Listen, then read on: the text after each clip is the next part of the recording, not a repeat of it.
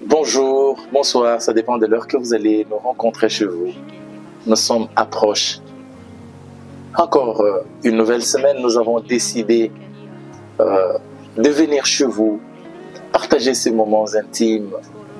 Nous l'appelons intime parce que c'est les moments qui sont circoncis par le Saint-Esprit et ce sont des moments que nous nous estimons heureux avec la présence du Seigneur. Partager le socle et les bases de la foi. Bien-aimés dans le Seigneur, sentez-vous aimés par le Seigneur Jésus-Christ et trouvez grâce de vous asseoir, qu'on puisse partager quelque chose pour cette nouvelle semaine. Mes frères, mes sœurs, c'est comme j'étais en train de le dire la fois passée, nous avions commencé la saison du siméonisme, les enseignements liés aux yeux. Siméon, tu ne mourras pas jusqu'à ce que tu aies vu la gloire de Dieu. Et notre troisième semaine, nous allons parler aujourd'hui sur quelque chose de très important. La troisième partie de Genèse, chapitre 15, verset 1er. La première partie, c'était « N'aie pas peur ». La deuxième partie, c'était « Je serai ton bouclier ». Et la troisième partie, c'est « Ta récompense sera trop grande ». D'entrée de jeu, nous voudrons vous dire que Dieu, c'est un Dieu des récompenses. Dieu paye.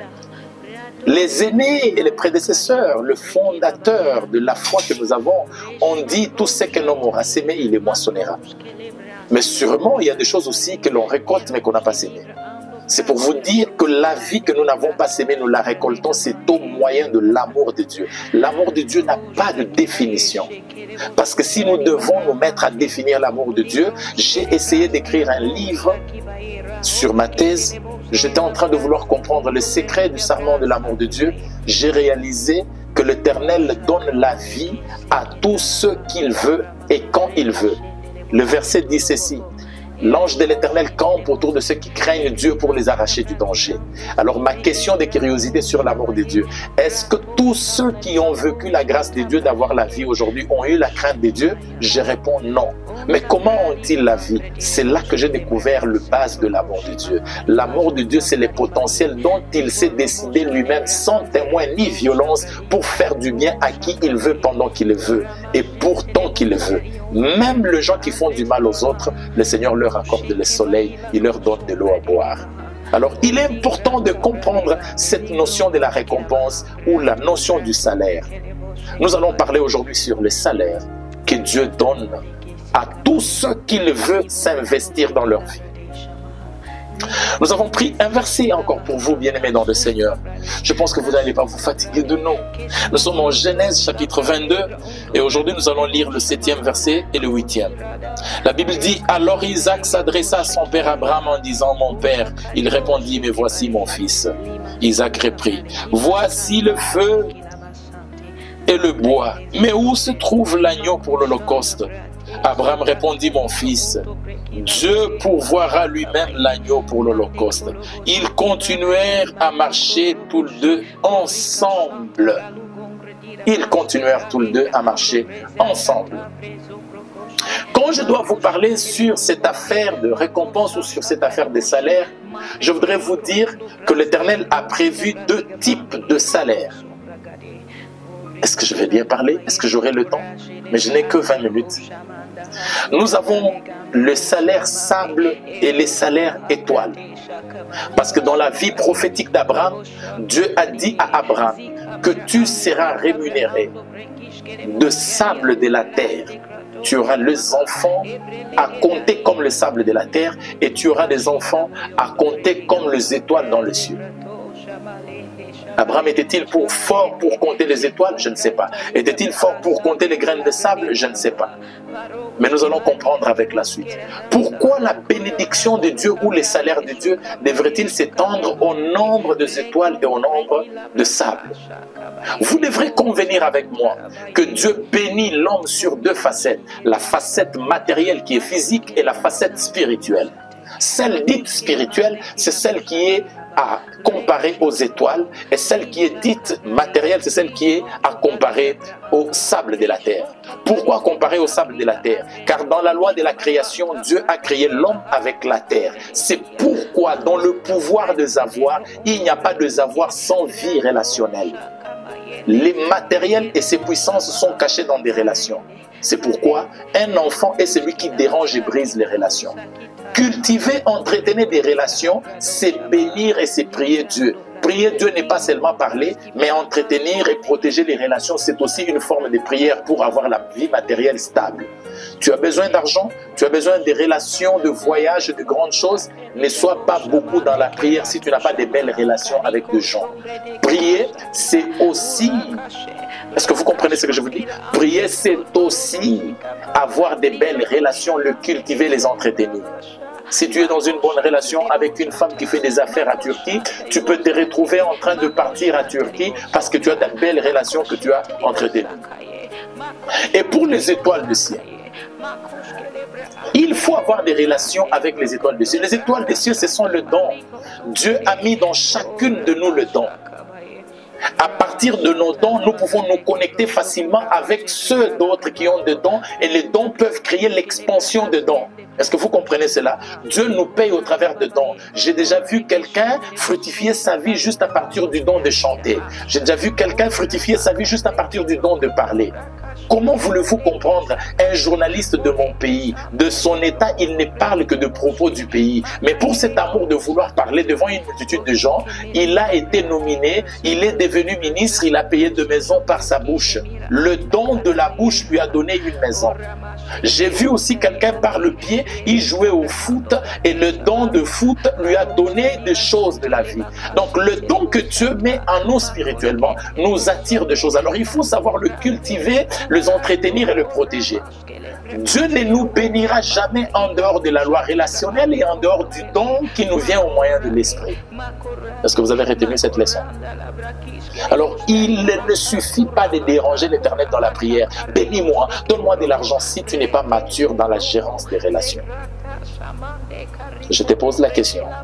Tu veux le salaire de Dieu? Est-ce que tu sais gérer la relation humaine? Ou bien tu es celui qui rompt des relations et tu en veux d'autres? Et tu marches avec ces verseux qui te donnent la tétutesse, l'Éternel les verra de pierre et ils chanteront. Tu as déjà rencontré de pierre qui chante, cher pasteur?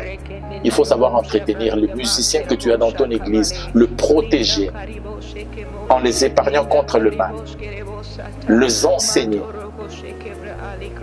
entretenir de très belles relations. Je passe, je ne vais pas créer des polémiques là-dessus. Parce que je parle de la loi relationnelle. Beaucoup de femmes veulent des hommes qui leur donnent de l'argent. L'homme ne peut pas te donner de l'argent si tu n'es pas soumise à lui. Offrez à vos hommes de la soumission, la porte de l'argent sera facile. Lorsqu'un homme se sent traité comme un roi, il vous traitera pour sa princesse et sa reine. Est-ce que vous entretenez la relation? Comment voulez-vous la stabilité? Vous ne savez pas entretenir la relation. Alors, dans le monde des esprits, il y a aussi les étoiles qu'on doit protéger. Il y a la rencontre avec des étoiles. Tu te veux grand, il faut entretenir l'étoile. L'entretien de l'étoile, c'est aussi l'école que nous devons étudier à part. Alors aujourd'hui, parlons-en et discutons-en. Abraham, notre père, a connu deux sortes de salaires. Premier salaire, il s'appelle Ismaël. Comment est venu ce salaire? Un jour, Abraham a vu que les choses tardaient. Et Sarah vient lui chuchoter à l'oreille: chérie, l'âge est en train d'avancer. On risque de mourir sans enfant. Je te prie, s'il te plaît, va vers notre servante, prends-la, qu'elle mette au monde un enfant, mais cet enfant ne sera pas son enfant, sera mon enfant à moi, Sarah. Sarah, tu raisonnes qu'Abraham aille faire un enfant avec Agar et que cet enfant te soit donné, toi, Sarah. Dans les relations sur la terre, ne s'aimez pas de choses que vous pensez récolter de bien pendant que vous savez que c'est du mal. Est-ce que nous sommes ensemble? Sarah va dire à son mari: prends Agar pour femme, mettez avec elle au monde, mais l'enfant m'appartiendra. Le base de la loi relationnelle. 1. La vérité, même quand ça blesse. Dites-vous la vérité pour entretenir et protéger votre relation, enfin de la fructifier et que ça vous donne la stabilité matérielle. Lorsqu'il n'y a pas la vérité pour base dans chacune des relations que vous entreprendrez, soit pour la vie, soit pour l'argent, vous mettez le base sur le sable. Et demain, vous allez vous séparer. À cause de l'absence de la vérité qu'Abraham avait voulu croire pour une vérité absolue, Isaac n'a pas accepté la présence d'Ismaël. Il n'y aura jamais la relation entre le sable et les étoiles. La Bible dit, Agar est entrée dans la chambre d'Abraham. Il y est sorti avec la grossesse. Mais je pose la question à Agar.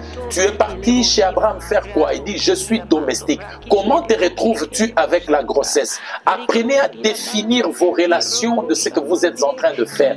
Ne mélangez pas de choses dans la loi relationnelle. Ne faites pas le mélange. Je sais que ça va blesser beaucoup de personnes, mais c'est une vérité, je dois dire. Tu es homme de Dieu, tu es dans les affaires. Les affaires, c'est vu avec un peu de mensonges. Comment tu fais les choses en étant homme de Dieu et travaillant dans les affaires? C'est que tu es dans les mensonges.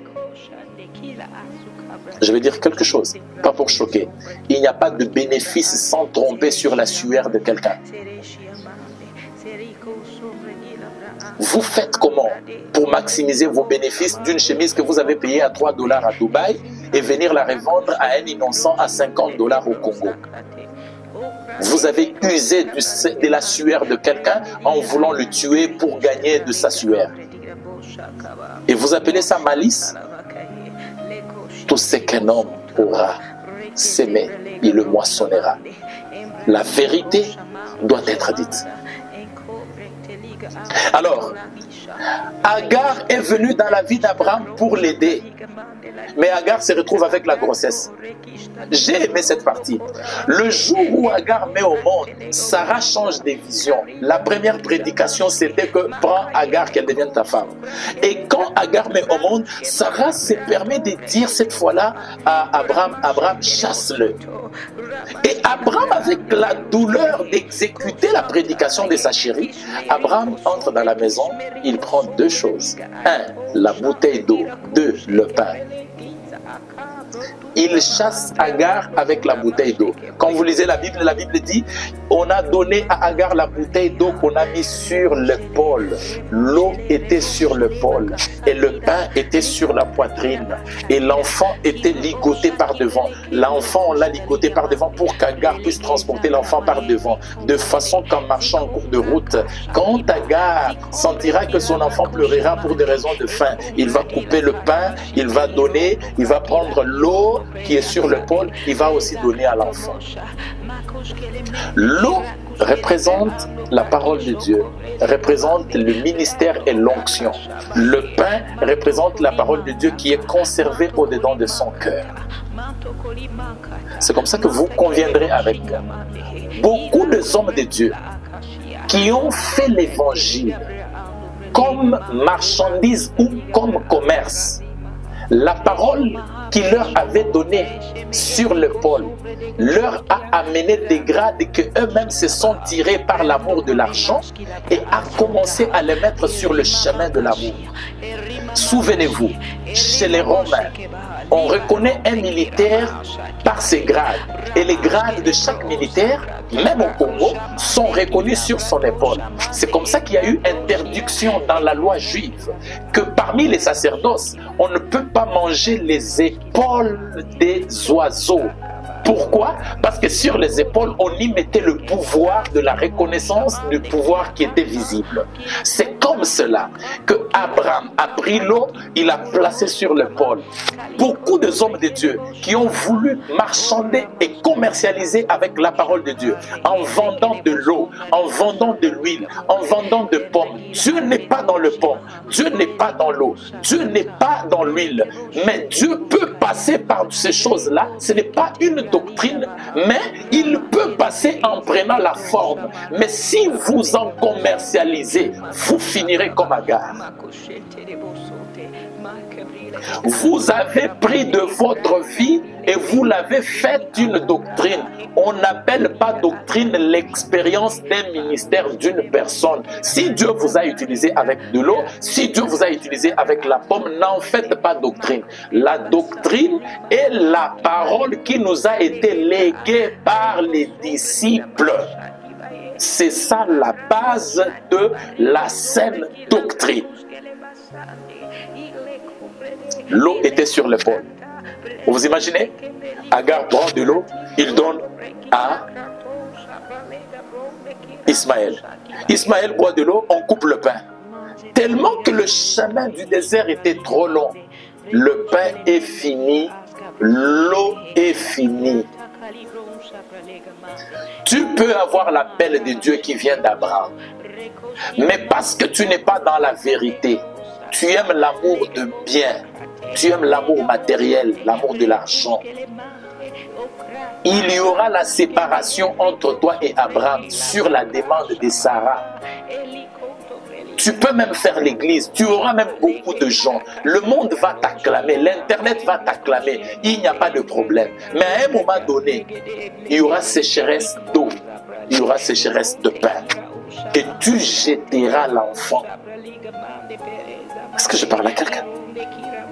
La Bible dit, quand Agar a jeté l'enfant, l'enfant est tombé dans le sol. Nous sommes dans le désert de Beersheba. L'enfant qui est tombé dans le sol a commencé à pleurer. Agar, en jetant l'enfant, il ne s'est pas rendu compte que là où il a jeté l'enfant, il y avait des arbrisseaux, les arbres possédant des épines.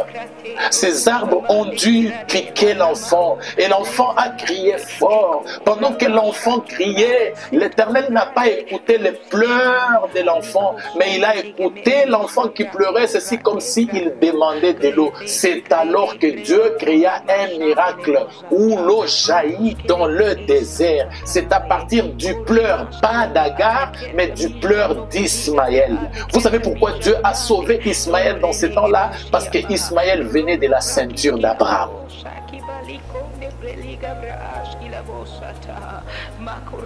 Mes frères, mes sœurs,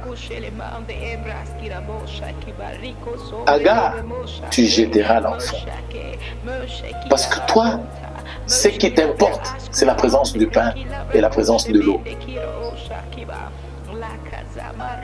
Et quand tu jettes l'enfant, le propriétaire de l'enfant prendra lui-même la charge. Écoutez mes amis, laissez tous ces faux qui prêchent de fausses doctrines le faire. À un moment donné, ils jetteront ces enfants et le propriétaire des enfants prendra la charge. En passant, Ismaël, tu vas te rencontrer avec Isaac. Quand? Le jour de la mort d'Abraham. Je continue. De l'autre côté, Sarah est restée. Les anges sont passés. Et lorsque les anges sont passés, vous connaissez l'histoire très bien de plus que moi, Sarah les a apprêtés à manger. Et lorsque les anges ont mangé, les anges ont dit, l'année prochaine, tu auras un fils. Et lorsque le fils est venu, on l'a donné le nom d'Isaac. Le sourire, les rires. Dieu a visité Abraham.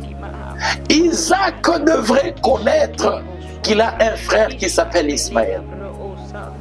Et la rencontre de ces deux s'est faite après la période de la mort d'Abraham. Lorsqu'Abraham est mort, la Bible dit, on est parti chercher Ismaël pour qu'il vienne montrer à Isaac la route du cimetière. La terre se rencontrera avec les étoiles, car il n'y a pas de relation terrestre qui ne soit pas chapeautée par des relations célestes. Les dons a toujours besoin d'un corps pour fonctionner.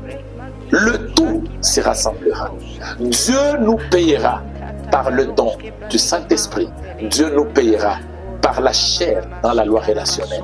L'essentiel, que ce soit pour le don spirituel, que ce soit pour la chair, mettons au centre la vérité. Et la vérité pour laquelle je veux que nous puissions mettre au centre, la vérité a un nom. La vérité, c'est un homme. La vérité, c'est Jésus-Christ de Nazareth. En vérité, je vous l'ai dit, personne ne peut aller au Père s'il ne passe par moi. En vérité, je vous l'ai dit, tout ce que vous avez demandé à mon nom, vous l'avez déjà reçu. En vérité, je vous l'ai dit, je suis le chemin. En vérité, je vous l'ai dit, je suis la vie. En vérité, je vous l'ai dit, je suis la porte de brebis. En vérité, je vous l'ai dit, celui qui m'a vu a vu les pères. Jésus est la vérité pour les salaires du monde entier. Tu veux un grand salaire dans ta vie? Aie Jésus au-dedans de toi. En ayant Jésus au-dedans de toi, tu ne seras point envieux. Tu auras des relations avec des hommes et des femmes. Combien de fiançailles tu as fait? Aujourd'hui, tu es déjà au 7e parce que tu n'as pas de vérité en toi. Pourquoi tu échoues dans le travail? Parce que tu n'as pas de vérité en toi. Pourquoi tu commences l'église aujourd'hui, demain tu es là-bas, demain tu es là-bas? Parce que tu n'as pas de vérité en toi. Lorsque nous comprenons que la vérité est une base relationnelle, Dieu nous accordera ce que nous avons besoin. Et aujourd'hui, je voudrais vous dire quelque chose de la vérité. La Bible dit, Dieu est derrière les paroles de ses serviteurs pour l'accomplir. C'est une parole de vérité. Dieu va accomplir de la bouche de chaque homme de Dieu ce qu'il va dire. Pourquoi? Parce qu'il s'est décidé comme un Dieu vérité. Comment un Dieu vérité peut-il s'asseoir dans celui qui est faible? Ça, c'est le mystère de Dieu. Que le Seigneur vous bénisse. De part et d'autre où vous êtes, je vous exhorte à mettre la vérité au centre de vous. Et cette vérité, c'est le Seigneur Jésus. N'oubliez pas, si vous avez besoin d'un grand salaire, si vous avez besoin d'avoir mieux, si vous avez besoin de réussir dans votre vie, dans le domaine que vous êtes en train d'entreprendre, soyez véridique, vivez dans la vérité, mentionnez-vous dans la vérité. Même quand ça fera mal, vivez la vérité. Que le Seigneur, les dieux des esprits de prophètes, les dieux en qui j'ai prêté serment, vous accordent ses faveurs dans la vérité. Réussissez. Vous feriez grand dans la vérité, sans toucher aux interdits. C'est une puissance de ceux qui reconnaissent la grandeur de notre Dieu. Que le Seigneur vous bénisse. N'oubliez pas, le verset clé de notre fondement de cet enseignement approche. Or, à celui qui peut faire infiniment au-delà de tout ce que nous pensons et tout ce que nous sommes en train de traverser, à lui seul soit la gloire pour le siècle des siècles, dans l'Église et pour l'éternité. Au nom de Jésus-Christ. Alléluia. Que Dieu vous bénisse.